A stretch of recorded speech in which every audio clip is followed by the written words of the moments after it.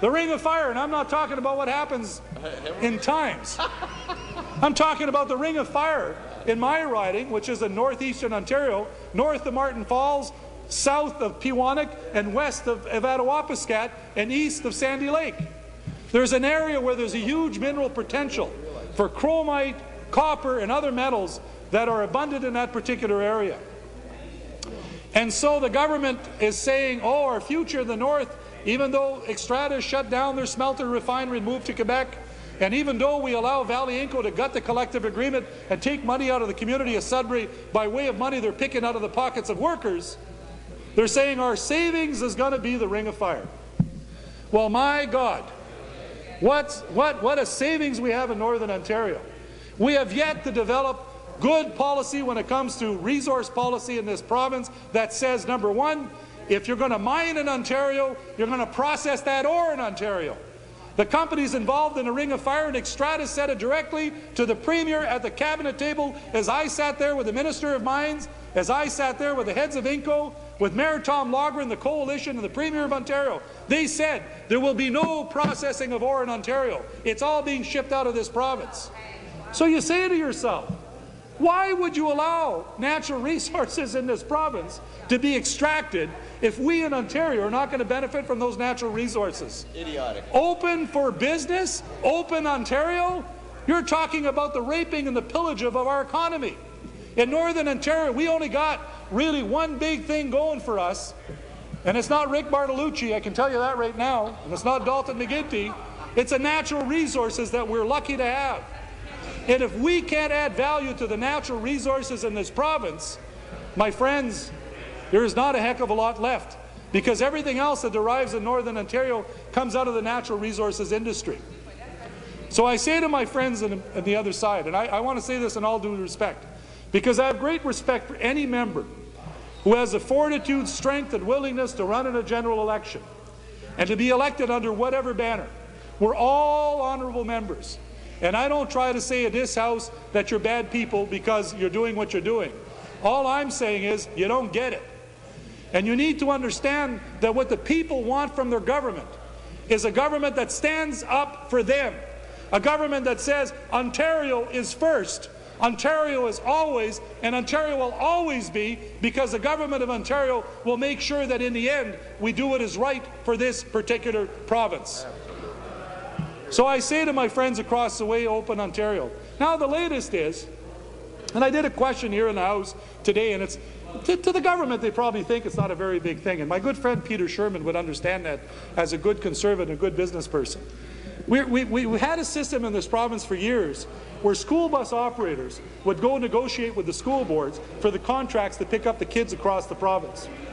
And who does that favor, that process? Locally grown businesses.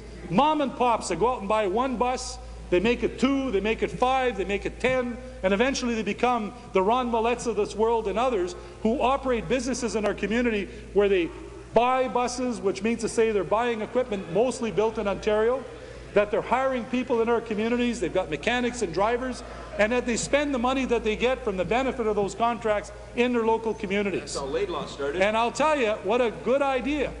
But this government has said, we're going to turn that on its ear. We're going to change the process in this province to one that we're going to have a request for proposals where anybody can bid on any contract. You know what, on the surface, that sounds quite democratic. It sounds like, oh my God, it might even make sense. But the effect is, who has the ability to bid on these RFPs?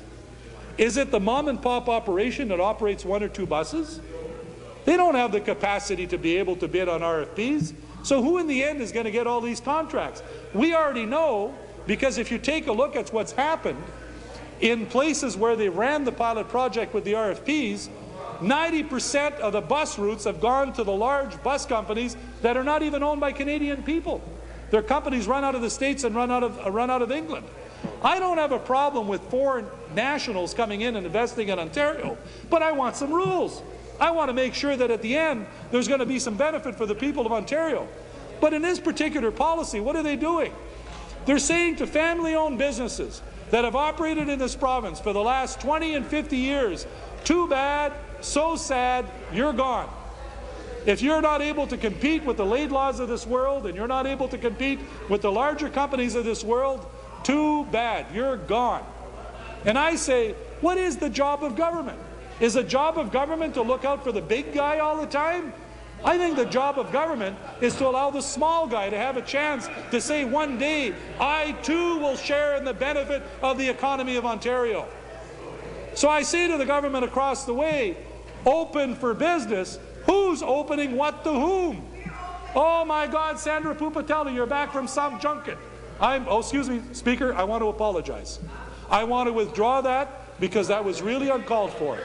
The exuberance of being here at 10:07 at night, I must say, is overtaking me. But I got to say to the minister across the way, I'm not going to say for 1 second that we should not have a Minister of International Trade. And I'm not going to say for a second that that minister shouldn't travel to other countries to do business. And I'm not going to say for a second that we shouldn't be looking for foreign investment. Not for a second. But I want conditions. I want to know that when people like Samsung come and invest in Ontario, it's not going to be at the benefit of locally owned businesses who are trying to make a good profit as a result of hard work in this province. I look at this later, the FIT program through the Ministry of Energy that went through the whole process of giving out electricity contracts as a result of green energy. Is green energy a good idea? Absolutely. I think it's a great idea. Nobody in this House disagrees. But who are the ones that are benefiting through the FIT contract? Is it the locally owned companies that are winning out on the FIT contracts? I've got organizations, and the minister knows it, who have tried to start projects in their communities, and they're being frozen out by the large multinationals because the process is set to give the large multinationals a hand up and a hand down to locally owned businesses.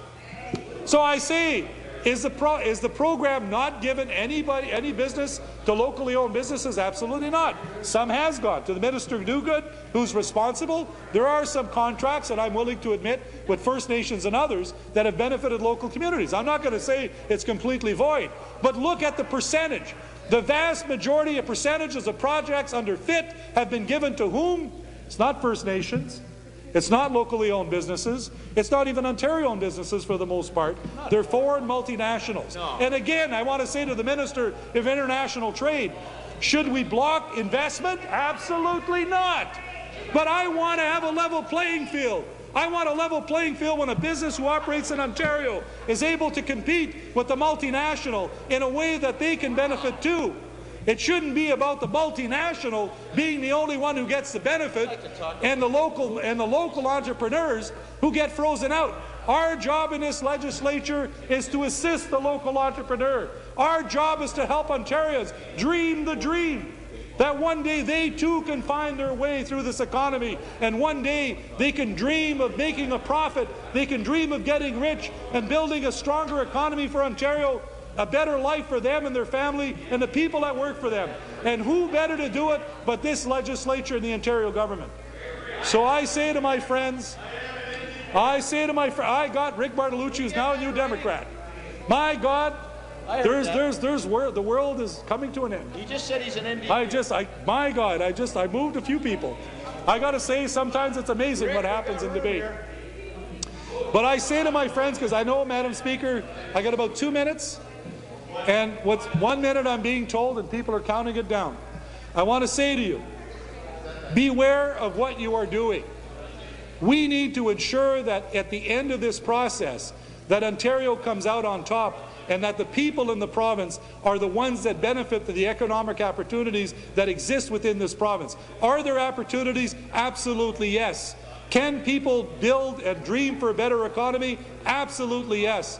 But, Madam Speaker, I want those people to be Ontarians as much as possible who benefit in this economy. I want this legislature and I want this economy to do, this government to do the things that need to be done, to encourage, to support, and do the things that need to be done so that people in this province can dream a better dream of tomorrow and build what needs to be built as a strong economy that, as much as humanly possible, is driven by Ontarians, is owned by Ontarians, that are profited by Ontarians, so that we all of the day can build a better province, Madam Speaker.